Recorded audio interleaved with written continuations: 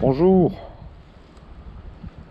7 mars, 6 degrés, il est 10 heures. 6 degrés, et puis en plus un vent, un petit Mistral des familles, quoi.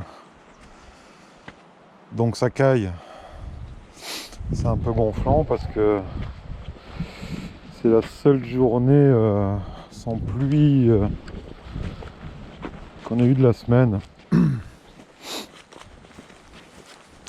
Ouais, c'est ce que je te disais le 22 quand on retire les cadres de... Enfin, quand on retire. Quand on vire le candy, quoi. Hein. Faut être sûr que voilà, il y a assez de réserve pour affronter une bonne dizaine de jours de mauvais temps, parce que même chez nous, c'est la saison où on a un petit retour du froid, hein. Fin février, début mars. Donc voilà, ça c'est vide. Hein. Il y a plein de caisses vides, hein. T'inquiète pas.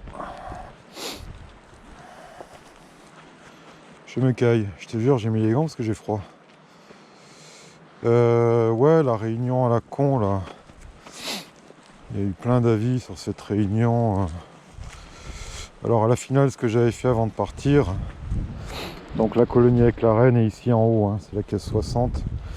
Et l'autre en dessous, hypothétiquement, mais je pense qu'on a une reine vierge. Alors, comme tu peux remarquer, ça rentre des deux côtés. Enfin, ça rentre des deux côtés. Ça rentre par en haut et ça rentre par en bas. Alors, est-ce qu'on a deux colonies, deux entités qui cohabitent? Est-ce qu'on a une seule colonie? Est-ce qu'on a une espèce de Frankenstein de colonie? On ne sait pas. On ne sait pas. Alors j'avais retiré la grille blanche de réunion, je l'avais laissée quelques heures. Mais le souci de la grille blanche de réunion, hein, alors oui, je suis d'accord avec vous, hein.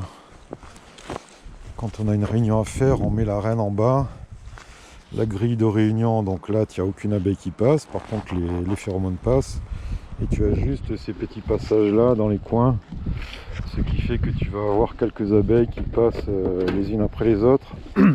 Et qui vont intégrer la colonie avec la reine en dessous. Sauf que moi, en cette saison, je voulais pas foutre la colonie avec la reine en bas pour pas le refroidir. Donc je l'ai mise en haut. Mais j'ai cogité, je me suis dit que pour faciliter l'échange et les rentrées de pollen, les montées de pollen, il fallait que je mette une grille à reine. Donc on va voir ça, hein. Écoute, hein, c'est pas... On va pas polémiquer 107 ans, le seul moyen c'est de l'ouvrir et de regarder. Mais là il y a trop de vent, il fait trop froid, je vais attendre que ça monte dans l'après-midi. Donc plusieurs cas de figure, hein. Soit la colonie en bas, une reine vierge, et elles vont rester en bas. Donc ça va être une espèce de cohabitation un peu étrange. La reine vierge, je doute qu'elle se soit faite féconder, hein. Je l'ai laissée, enfin je l'ai laissée, c'est pas que je l'ai laissée, c'est que j'avais pas le temps, hein. Le 22, j'ai eu tout le rucher à visiter, et j'ai eu juste le temps, et même certains, enfin c'est pas des visites, c'est des contrôles, hein. Et donc je t'ai fait ça un peu, vas-y comme je te pousse, vite fait mal fait, hein. J'ai pensé préserver la colonie avec reine qui se développait en haut pour la chaleur. Je me suis dit en bas, on verra. Donc ouais, c'est un peu le mystère, hein. C'est un peu du teasing de la nature. Alors il y a du pollen qui rentre en bas. En haut ça sort, c'est marrant parce que ça rentre par en bas, ça sort par en haut. C'est assez étonnant. En haut, est-ce qu'il y a des rentrées? Pas trop, hein. Alors est-ce que la reine en ponte en haut a été abandonnée au profit de la reine vierge en bas? Je sais pas. On verra. On verra. Ce qui est assez rigolo là, hein, comme tu vois, c'est que tu vois, ça rentre par en bas et ça sort par en haut. Une espèce de... Pour l'instant, je vois s'il y a une gardienne quand même en bas. Étonnant. Tu sais, c'est un peu en faisant des expériences et des conneries comme ça, on trouve des petites bricoles en apiculture. Hein. Je te dis pas que c'est la tarte tatin de l'apiculture, mais enfin bon, je pense pas avoir nuit à des colonies non plus. Hein. De toute manière, je t'ai dit, celle d'en bas, elle avait clairement reméré. On a une reine vierge, alors tu sais ce qui se passe, hein, si la reine n'est pas fécondée, bah, elle va rien faire. Hein. Qui c'est qui m'a dit, tonton à pic là? Non, qui c'est qui m'a dit ça?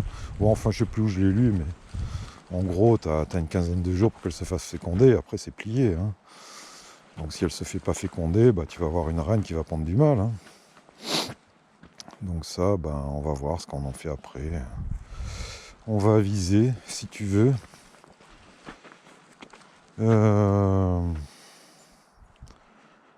Sinon, bah ouais, bah, j'ai encore me retaper les abreuvoirs. Hein, parce que j'ai pas eu le temps de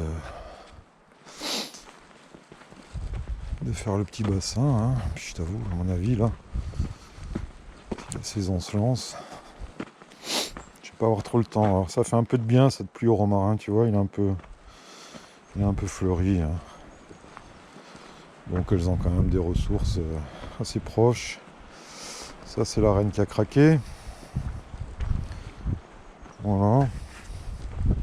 Je vais peut-être pas en ouvrir beaucoup. Hein. Je vais ouvrir celles qui sont sujettes à ouverture. Hein. Les autres, pas lieu d'être. Hein. Ça, j'ai laissé traîner celle-là la dernière fois. C'est pas une super idée. Je vais le foutre dans une caisse vide. C'est pas la peine que ça s'abîme. Elles sont gaillardes, hein, parce que franchement, je te jure que 6 degrés avec du vent, alors soit elles sont affamées, soit elles sont gaillardes. Hein. Soit les deux peut-être. Non, c'est pas léger. Hein. Pas léger. Alors les grosses colonies là, qui étaient déjà sur 5 ou 6 cadres de couvain, bah, la dernière fois, hein, j'ai juste récupéré le cadre de rive sec que j'ai rapproché du nid à couvain et décalé le miel en rive, histoire d'agrandir le nid à couvain, mais ici il n'y a pas encore lieu à poser des hausses. Hein. On est encore à moins 2 la nuit, hein, faut pas croire. C'est le houvard, les petits.